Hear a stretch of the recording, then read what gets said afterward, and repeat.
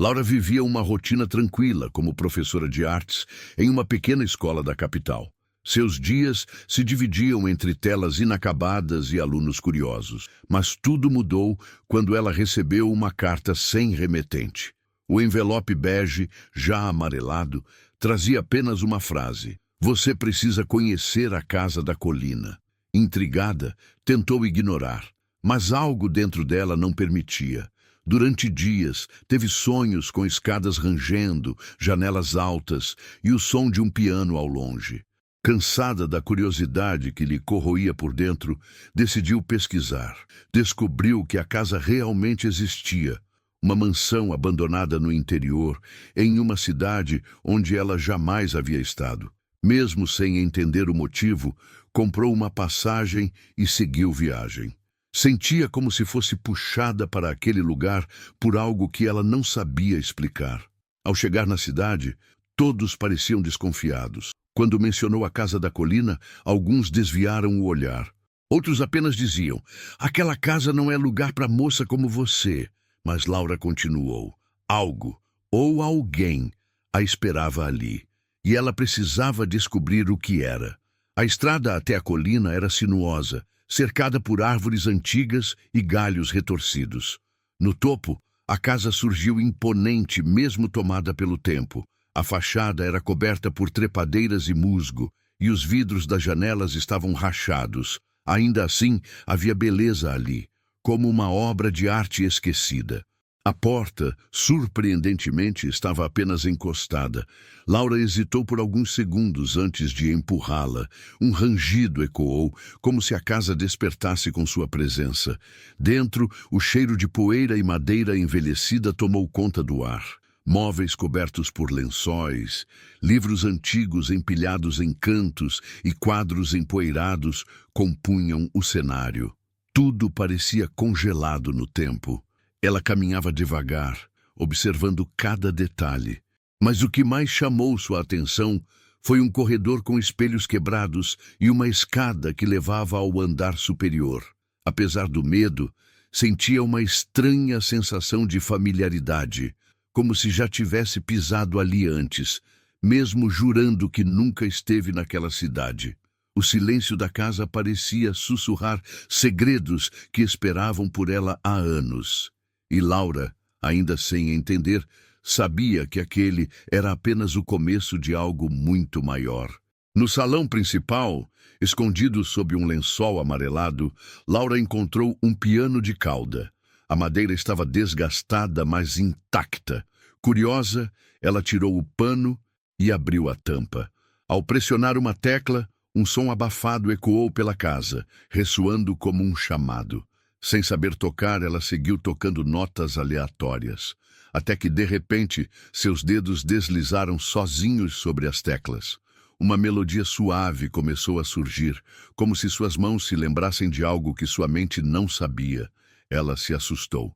Como sabia aquilo? Nunca havia tido aulas, nunca praticou. Mas ali, diante daquele piano antigo, sentia que aquela música sempre esteve dentro dela.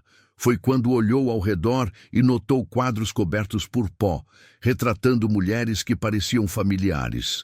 Uma delas, com traços fortes e olhos penetrantes, chamou sua atenção. Laura se aproximou. Por trás do vidro rachado, os olhos da mulher pareciam observá-la de volta. Havia algo naquela casa que falava diretamente à sua alma. Era como se as paredes guardassem não só objetos, mas memórias vivas. Memórias que pertenciam a ela, mesmo que ainda não soubesse por quê. No final da tarde, enquanto explorava o quintal coberto de mato alto, Laura foi surpreendida por uma voz grave atrás de si. "Você finalmente voltou!" Ela se virou assustada. Era um senhor de cabelos brancos, usando um chapéu de palha surrado. "Desculpe, o que disse?" Ele hesitou. "Nada. Só pensei que era alguém que eu conhecia." Seu nome era Daniel. Morava na casa vizinha há mais de 40 anos. Disse que costumava cuidar da antiga moradora da mansão, uma mulher chamada Helena, antes dela morrer. Laura, intrigada, perguntou mais. Mas Daniel era evasivo. Disse que muitas histórias tinham sido enterradas ali e que algumas feridas não deviam ser reabertas. mas algo em seu olhar entregava que ele sabia mais do que deixava escapar. Antes de ir embora, ele olhou para a casa e disse: "Ela vai falar com você se você souber escutar." Laura ficou em silêncio. Aquela frase grudou nela como um sussurro do destino. Havia mais naquele lugar do que paredes e móveis velhos. Havia verdades escondidas, e Daniel talvez fosse a chave para abri-las. No dia seguinte, Laura decidiu explorar o sótão da casa. Subiu os degraus estreitos com uma lanterna na mão, desviando de teias de aranha e pó. O espaço era apertado, com caixas antigas, malas de couro e objetos esquecidos. Mas o que prendeu sua atenção foi um cavalete coberto por um lençol manchado. Ao puxá-lo, revelou um quadro inacabado. A pintura mostrava uma mulher segurando um bebê nos braços, diante de uma janela aberta. O rosto da mulher não estava completo, como se a artista tivesse parado antes de terminar. No canto inferior da tela, uma assinatura. LD. Laura congelou. Eram suas iniciais. Laura Duarte. Sentiu o chão sumir sob os pés. O coração acelerou. Não podia ser coincidência. Sentou-se ao lado do quadro, tentando entender. Tudo naquele lugar parecia conectado a ela de forma misteriosa e profunda. Começou a vasculhar as caixas ao redor. Dentro de uma, encontrou pincéis, tintas secas e um diário lacrado com fita vermelha. Laura ainda não sabia, mas aquele sótão guardava não apenas memórias, guardava um pedaço esquecido da sua própria história. E ela estava prestes a descobrir mais do que jamais imaginou. Ao lado do quadro, em uma caixa de madeira, Laura encontrou um pequeno baú com ferragens antigas. Usou uma chave que achara caída no chão do sótão e, para sua surpresa, encaixou perfeitamente. Dentro havia um maço de cartas amareladas, cuidadosamente amarradas por uma fita azul. As cartas eram endereçadas a uma criança sem nome, todas assinadas por Helena. Na primeira, Helena desabafava sobre a dor de ter sido forçada a entregar a filha recém-nascida. Contava como seu coração foi despedaçado, como nunca mais foi a mesma mulher depois daquele dia. Em outra carta, revelava que escondia seus sentimentos nas pinturas, que transformava a saudade em cor, ausência em traços. Com cada palavra, Laura sentia um nó na garganta. Aquilo não era ficção. Era real. As cartas falavam sobre datas, nomes, até mesmo do hospital em que tudo aconteceu. Uma das últimas dizia: "Se um dia minha filha encontrar esta casa, que ela saiba, nunca deixei de amá-la." Laura segurava o papel com mãos trêmulas. Pela primeira vez, a possibilidade de que ela fosse aquela criança parecia mais real do que nunca. Laura correu até a casa de Daniel, com as cartas nas mãos e os olhos marejados. O velho vizinho a recebeu com um olhar compreensivo, como se já esperasse por aquele momento. Ela mostrou os papéis, exigindo respostas. Daniel suspirou, convidou-a para entrar e sentou-se lentamente na cadeira de balanço. Helena era uma mulher extraordinária, pintava como ninguém, mas a tristeza morava dentro dela. Ele contou que Helena engravidou muito jovem, fruto de um relacionamento com um homem que a abandonou. Sua família, tradicional e rígida, forçou a separação do bebê. Desde então, Helena se refugiou na arte e no silêncio. Segundo Daniel, ela passou anos escrevendo cartas para a filha, mesmo sem saber se um dia seriam lidas. "Quando você apareceu aqui, Laura, eu soube. Seus olhos, sua maneira de olhar a casa, eram os mesmos dela." Daniel confirmou o que ela ainda resistia em aceitar. Laura era a filha perdida de Helena. Uma mistura de dor, raiva e alívio tomou conta dela. A vida inteira sentira que algo faltava. E agora, aos poucos, esse vazio começava a se explicar. Ainda em choque, Laura decidiu ir mais fundo. Precisava de provas. No dia seguinte, foi até o cartório da cidade e solicitou registros de nascimento, adoções e documentos ligados ao nome Helena Duarte. Depois de horas de pesquisa, a confirmação veio. Uma bebê havia sido registrada como filha de Helena em 1991. no mesmo mês e ano de nascimento de Laura, mas o registro foi lacrado, conforme exigência da família da mãe biológica. Com a ajuda de uma advogada local, Laura conseguiu acessar documentos antigos. Descobriu que a bebê fora entregue a um orfanato poucos dias após nascer e que, meses depois, fora adotada por um casal da capital, os pais que a criaram. Seu mundo desabou, não por raiva dos pais adotivos, ela os amava, mas por nunca terem contado a verdade. Tudo se encaixava. A carta, o quadro, o piano, as cartas, a pintura com o bebê. Ela sentia como se a casa tivesse esperado por ela esse tempo todo. Laura não era apenas uma visitante, ela pertencia àquele lugar. Nos dias seguintes, Laura passou horas sozinha no ateliê da casa. Pegou pincéis antigos, tintas ressecadas e tentou terminar o quadro inacabado que encontrara no sótão. Surpreendentemente, as cores vieram com facilidade, como se algo ou alguém guiava sua mão. Ela chorava enquanto pintava, sentindo uma ligação profunda com a mulher da tela. Era como se estivesse reconstruindo não apenas uma imagem, mas a própria história. Laura começou a reler as cartas. Cada linha falava de amor, arte e perda, e em todas, uma promessa silenciosa, que a filha entenderia um dia. Ela também começou a tocar piano. A melodia da primeira noite voltou com mais clareza.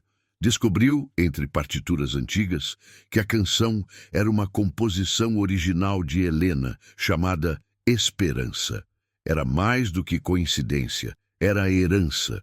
Laura percebeu que tudo o que amava, pintura, música, o silêncio das manhãs, não era fruto do acaso. Era o sangue da mãe correndo nela. E embora tivessem sido separadas pelo tempo, o amor de Helena nunca deixou de alcançá-la. Enquanto organizava os quadros no porão, Laura encontrou uma caixa de papelão com rótulo desbotado. Para minha filha.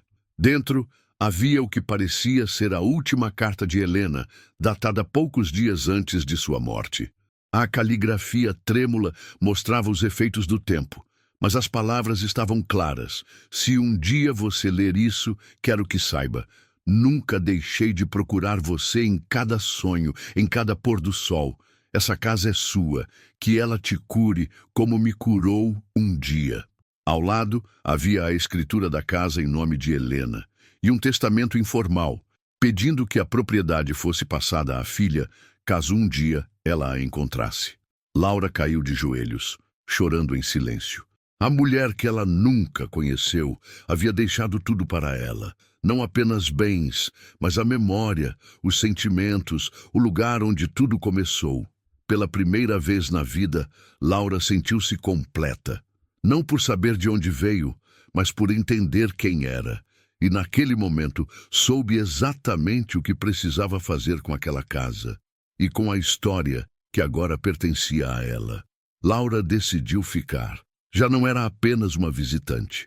Aquela casa era o elo entre seu passado, presente e futuro. Em poucos meses, restaurou os cômodos principais, limpou o jardim e transformou o antigo ateliê de Helena em um espaço cultural gratuito para crianças da comunidade. Ali, ensinava pintura, desenho e música, exatamente como fazia na escola, mas agora com um propósito mais profundo. Cada aula parecia uma homenagem à mãe que tanto sonhara com isso. A casa foi se enchendo de vida. Risos, tintas espalhadas, instrumentos desafinados e histórias novas. As paredes que antes guardavam silêncio e saudade, agora ecoavam esperança e criação. Daniel tornou-se seu maior incentivador, ajudando nas tarefas do dia a dia e dividindo histórias sobre Helena com as crianças. Laura também escreveu um livro com as cartas da mãe, entrelaçadas com sua própria descoberta, intitulado A Casa da Colina, Memórias que Pintaram Minha Alma. Ela não apenas reconstruiu um lugar físico, reconstruiu a si mesma. E naquele lugar onde tudo começou, Laura encontrou algo que muitos passam a vida procurando: pertencimento. O tempo passou. A Casa da Colina tornou-se ponto de referência na cidade, não como mansão abandonada, mas como Casa Helena, um espaço de arte, memória e acolhimento. Turistas e moradores vinham conhecer a história da artista misteriosa e da filha que o destino trouxe de volta. Mas para Laura, o mais importante não era o reconhecimento. Era o que sentia a cada vez que abria as janelas ao amanhecer, inspirava o cheiro de tinta fresca e ouvia o som do piano ecoando suavemente pelo salão. Era como se sua mãe estivesse ali, em cada detalhe, em cada raio de sol que atravessava os vitrais restaurados. A dor da ausência não sumiu, mas transformou-se em presença constante.